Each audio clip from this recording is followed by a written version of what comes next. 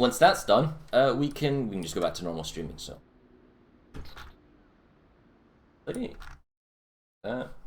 and go. Hello everyone, welcome to my Farrakara guide. Today we're talking again about the Graf Zeppelin. Specifically, we're going to talk about a setup guide on how to use the ship in a 121 and 203 setup. In this video, we're going to cover the setup and a 121 gameplay, and in our following video, we'll show gameplay footage of a 203 setup. So, having said, let's go into game. So here we are, Graf Zeppelin, fantastic ship. If you haven't already seen the previous video where I talk about the review of the ship and how I think it's quite powerful, go check that out. But otherwise, setup-wise, we're going 121. 203, we're doing a follow-up video. There are two sets of torpedo bombers. You've got your standard normals that can hit destroyers. You've got your deep water that can hit destroyers, but they have double flooding chance. I personally use the signals to increase my flooding chance, and I think with two waves of 10 torpedo bombers, as I already previously mentioned in the review video, that going with normal torpedoes is probably the best way, especially if you want to try and go for destroyers, because you're not really going to hit them with dive bombers, and you're not really want to. Dive bomber wise, I feel that the AP bombs are very powerful against multiple targets. They're not just tier 8 and below, but actually 9s and 10s. They do more damage than the high explosives, and they just feel like a better kind of alpha striking bomb type. In terms of upgrades, I take air groups modification 1 that increases the anti-air, well, the plane guns. You could take like secondary battery survivability, but that would be stupid, so don't do that.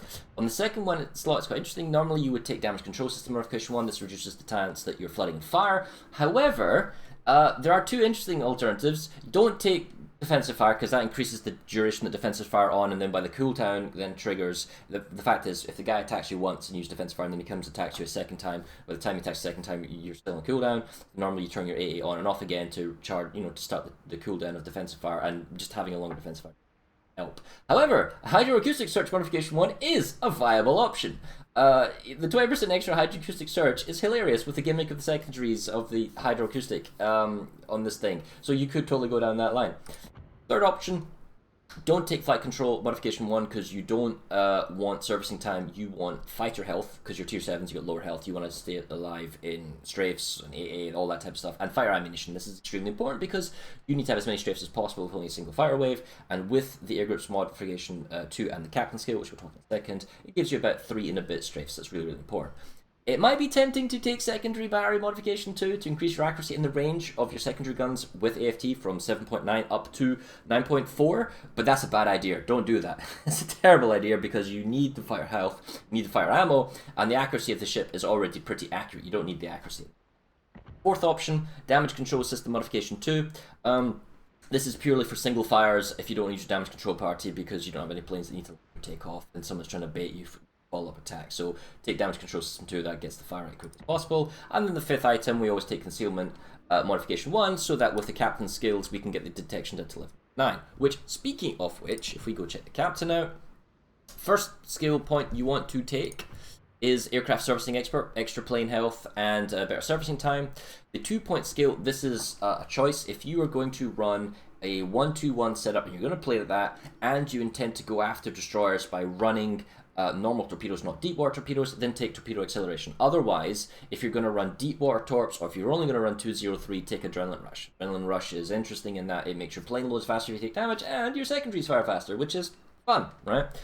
For the 3-point skill, I don't take torpedo armament expertise because that's 20% servicing time of torpedo bombers. The fact is the torpedo bombers are already pretty quick at 11 seconds, so there's no real point taking that, so take BFT. BFT increases the damage of our anti-aircraft guns, and your secondaries. Hooray! Good synergy. For the 4th point skill, the first one we take is air supremacy. In 121, the extra fighter dive bomber is very nice, but in the 203 setup, it's amazing because it gives you a 5 planes, so it's absolutely super mandatory. For your 11th point skill, take dogfighting expert. This is absolutely essential if you want to fight against the Shokaku or the Lexington. It's not really essential against the Enterprise because it's also got tier 7s. However, you want that extra ammunition. The extra ammunition is a huge thing because you're so limited with this wave. The second 4-point skill is now an option for you. If you want to go secondaries, then you take FT, but I personally would go with concealment because I value the concealment detection down to 11.9. And then the last 4 points then I've spent into AFT. AFT pushes your long-range caliber guns up to 5.4. It's pretty good damage. The mid-range AA guns are 4.2, that's where the defensive fire triggers off a distance. 4.2 is pretty good, it's pretty good damage, it's nice, but more importantly, it also pushes your secondaries up to 7.9 with the signal. Hooray! Secondaries are fun. But not the main way you should play this thing, but they're fun, and the synergy's nice. Speaking of signals, pick whatever camo you want. Graf Zeppelin owners originally will have a fancy one, I just don't have it yet because they haven't assigned it to me. Signal-wise, I take the secondary signal, that boosts everything to make it a little bit better, and gives it 7.9, more accurate loading time, blah, blah, blah. I then take the speed. I also take, because I'm using normal torpedoes, I am taking 2 signals that give me enhanced flood chance. You, however, if you use deep water, or if you use 203, don't need to use these 2 dive bombers, especially if using armor piercing, and then you can choose a signal, or maybe you can take some economic or specials. That's entirely up. That all being said, that is the ship setup. The only thing I didn't mention was the consumables, but that's up to you. I always take the damage control party 2, just the premium damage control party consumable. The hydro and the defensive fire is entirely up to you if you want to spend credits on doing that. Right, let's go into a random battle. So, because our fighter planes in 121 only have 16 planes total, we're not scouting with our fighter planes. The torpedo bombers have 27 and the dive bombers are 29. So, I mean, there's so much reserves in the bomber-wise. We'll scout with our bombers first. And we'll use the fighters in kind of reserve in the end. And then in terms of takeoff priority, we're just basically taking off as the planes get ready. So, another Graf Zeppelin. What a surprise. I think everyone who has a Graf Zeppelin is now playing Graf Zeppelin. I think this guy is running 203. Because the last time I did a comparison, it was identical aircraft numbers. So this guy could be running 203. But in terms of bomb targets, everyone on the enemy team is a bomb target. Everyone for AP bombs. Torpedo bombers obviously go after everything, and the 4 destroyers, I'm glad that I've got normal torps. Right. So, boink. 4 planes off right at the bat. The torpedo bombers will load, go, and they all go off, and then the dive bomber and then the fire, they won't interfere with each other, so you just tell all planes to take off immediately. So it's actually quite user-friendly at the beginning. There's no like special order or waiting or anything. We can get the planes out to the B pretty quickly, and the fires can catch up, and then we're looking for targets that we can go after. Because the enemy carrier is 203, probably, it means that he has 24 fighters to our 16. So we have to be very careful. Now, we can brute force a strafe, but we don't really want to do that. Because of our limited capacity, we only ever want to take AA fights over friendly ships. And maybe try to go after his bombers, because he'll have tripper dive bombers, and they're probably AP, which means he'll go after battleships. So we only really want to engage when it's really favourable to us. Because, as we say, we have 1 and a bit waves. You've got a wave of 9 and a wave of 7 if we lose it. And that's all we have for this whole game. Next 19 minutes. Right. Let's have a peek. Keep the fighter back at the moment. Don't want like that random destroyer, just get easy kill. That sometimes happens. Looking with the dive bombers, keeping the torpedo bombers looking for target. Dive bombers probably going to go for larger targets because it's very hard to hit dive bombers with small targets like a destroyer. It's not as accurate as the Japanese. It's definitely not a CAG. Okay. Got a key. That's a maybe. See, maybe the destroyers have gone C. I mean, there are 4 of them. What I want to know is, are there any cruisers? No, so I guess we could just auto drop the key. Oh, he's 121. I take that back. Look, he's got a large fire wave. So he's not going to interfere with that. 5 bombs connect.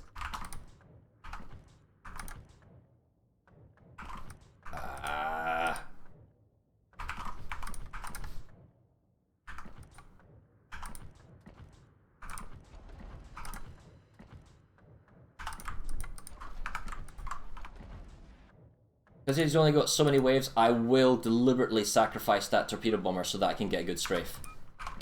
So I deliberately sacrifice that thing so I can kill off his plane waves, kill that off, and back off. He's got a free bomb wave, but the fact is he now only has 1 fire wave left over. Nuremberg did a defensive fire, so he might survive. Guys only use deep water torps, so interesting people want to use deep water torps. I mean, yeah, there's increased flood chance, but the fact is with all those hits on the nose, he was going to be flooding with normal torps anyway. I personally would have liked the option to go after destroyers, but okay.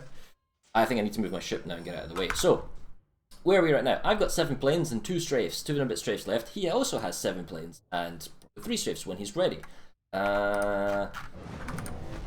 Except I have obviously 7 extra planes left over, so I can stay out and I can maybe do some spotting. I'm hesitant to do it, but I can. So I'll spot the Navy since we want to get him at the cap, but I'll keep at the extreme edge and then leave once he's kind of gone or taken some. Maybe we'll get this torpedo bomber wave up. Maybe pretend to threaten him. We'll see. And we'll use the torpedo bomber to wave the scout rather than the dive. Sorry, rather than the fire. Another thing that's good about the Graf Zeppelin is the fact that it can turn its planes around pretty quickly. The load times, even from full waves that lands, is really, really fast. So that's great. In the beginning, it's not necessarily so helpful because the whole team is stacked up and they're not going to spread out, so getting out there isn't as helpful. But as the game progresses, it's pretty cool to get the planes turned around as fast as possible. Navy escapes. Look, there's a Turpets and there's a Roma. They are both very vulnerable to armor-piercing dive bombs. So we got double cap, and now I'm gonna move south. So this is his last fires. He has no more fire planes. All right. So if he wants to fight over these destroyers, I am more than happy to do that. Nope. Sees speed bomber. All right, fine. I know he's trying to clip on it. Boom, clipped. I'm gonna tell my friendly guys, hey, kill that fire plane off, please. So their AA is going to help. We're going to kill that off. It does mean that his bombers are not being messed with. So, I mean, that is something to be said there. We'll go after maybe the Roma or the Turpets here. If we can kill this off quickly, I can maybe try and interfere with these bombers. But once these fires are dead, he cannot bomb again. Because we will stop that from happening. No, I'm just going to click on that. I think we'll dive bomb the Roma, no sorry, the Turpets, and we'll torpedo bomb the Roma. Yeah, so I've only got a little bit of ammo left, so I'm going to go with him to his target and then maybe try and panic. So fingers crossed we get some good bomb hits with that. He's pretty low, I should probably kill him. It didn't kill him? 6 bomb hits didn't kill him? And that's RNG for you.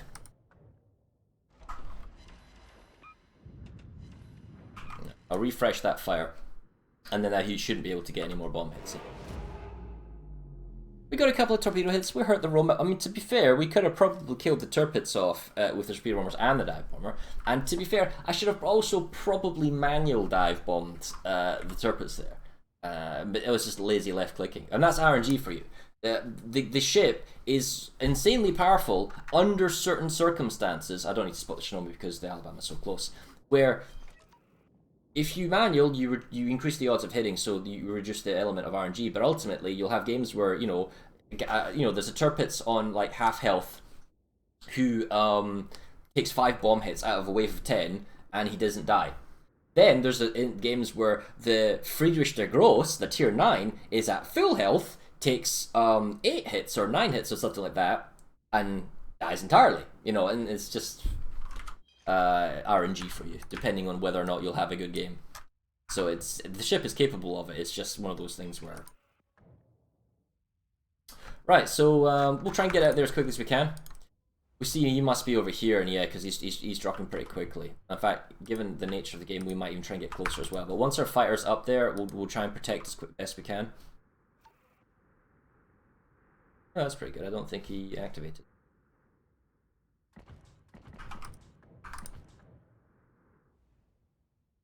We could go after that Leon. We could go after the Roman Turpets as well. You'll probably get the drop off on this guy, and the Alabama's going to die, which is disappointing. No, that's pretty good. Okay, so we'll definitely get the dive bomber, and we'll go after the probably Leon. It depends if the Chapayev's got a defense fire and wants to mess with us. So maybe we'll just go for the Roman instead. So I'm going to reverse strafe this guy. Go past him and click. So if he sees this coming, he should be trying to juke it, right? But even with 10 bombers, the strafe damage of 9 fighters is so absurd. It's so powerful. And I don't want to turn broadside to these guys, so because of my detection bubble is now about to show. So I'm going to turn and just go away from them, so it's only my tail that's showing. Alright, let's try AP bombs on the Roma first, shall we? The Graf Zeppelin's still running away, but I know where he is, so he's still got bombs that can come back. I would like to manual bomb this guy, so I'm gonna try and pay attention. Now, there is a 3-second delay with these bombs, so it's a little bit tricky. So there's a committed. There you go. 6 bombs, 31,000 dead. So by manualing, your bombers entirely? By manualing, I reduced the odds of the bombs going amiss. And they do insane damage to Romas, and they do crazy damage as well to... I don't have to worry about him because it's a single. Can I intercept that in time? No, but I'll catch the larger wave on the way back. The Monarch might kill off those planes. I don't want to go after the turrets because the defensive fire of the Graf Zeppelin might get away. There's a nice juicy Leon here. As long as he doesn't get too close to this island, we're fine. And he's already turning, so boom, I'll drop like that. He should turn away. If he was at full health, he'd still die, I think. Because as long as that one connects, yeah, it does, then he's going to take a lot of damage. He didn't even need the extrons. Alright. Let's go back, see if we can't miss with these dive bombers or anything else. We can turn around, get our planes back into the fight as fast as possible, get our dive bomber back. Then Nagato we can dive bomb, we know he'll take damage as well. The turpits, dive bomb him as well. So the game's essentially won. They still do have the 3 destroyers, but we've still got our team in good numbers as well, so pretty cool. I prefer it if the Graf Zeppelin bombs weren't so incredibly powerful, but you could be more accurate with your bomb hits. I think bombs that are less absolute what the heck RNG, if you hit you kill them, if you don't hit you don't kill them, to more with skill you can get all the bombs to hit, but it doesn't do crazy amounts of damage that just deletes people. We're watching the Zeppelin, we're watching for fresh plane takeoffs. Right, we got our TVs out, so we can maybe go hunt some destroyers while we're at it. A little bit closer. He's being chased. The thing is, it'd be dangerous for DD to get close. Depends whether or not the guy's got captain skills, but the turpits is definitely kind of... The long range shots from like the Martel and the Monarch will probably finish the Zeppelin off. Just in case he's auto dropped, I will also reverse strafe these dive bombers. Oh, there's the torpedo bombers. We'll put the fire back over here. I will try and manual bomb the Nagato. I don't think I need to, but I'll do it anyway.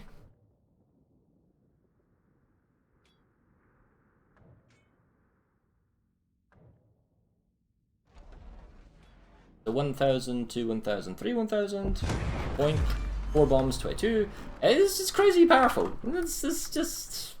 Yeah, but the US bombs do that as well. It's just the fact that they're omnidirectional. You can attack from... You don't have to aim or angle or anything like that.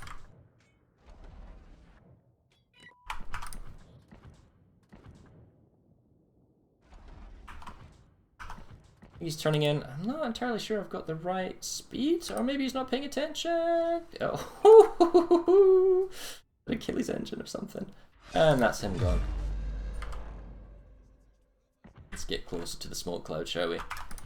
Turn him. Somebody sees me, which means somebody's out of smoke. Oh, hello there.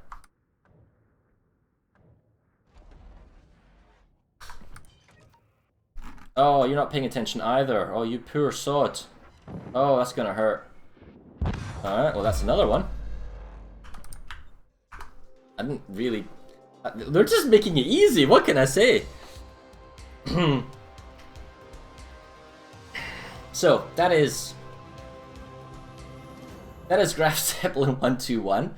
I can't honestly say that your games will be as good, but in a somewhat effortless game, 2465 base, a Kraken, and 38 plane kills against another Zeppelin who's also has the same setup. I mean, the thing's a monster. It's like 200,000 damage. The AP bombs are insane if you actually... But then again, we drop... This is the conundrum. We drop the Turpus as an auto drop. Sometimes you'll have enough bomb hits, and sometimes those will be Citadels and you delete him at full health. Sometimes he's at half health and you get 5 bombs to connect and you don't kill him. Or we can manual drop and get a good hit on, say, the Roma, for example, and then just delete the Roma. And it's the same with the Nagato, and, you know, torpedo bombers are good. They can kill off destroyers. That's why you take normal torps to destroy destroyers. If I didn't have normal torps, I wouldn't be killing those destroyers at the end of the game. I'd have to bomb them, but with AP, that's not really that great, and AP is way better than the HE. So you're like, huh, okay, and then you rush in with the secondaries, but that means you have to get close. So the fact is, the way I play it is the way I enjoy it. Maybe you're like the same, but this is an example game of why the Graf Zeppelin, I feel, is kind of like a Nikolai. It's like the tier 8 super OP powerful ship, especially if you give it to me in my hands. Anyway, thanks for watching this video. Check the next one where we showcase gameplay for 203. And until then, goodbye. And that's that. Hey! Okay, so I will highlight that later. And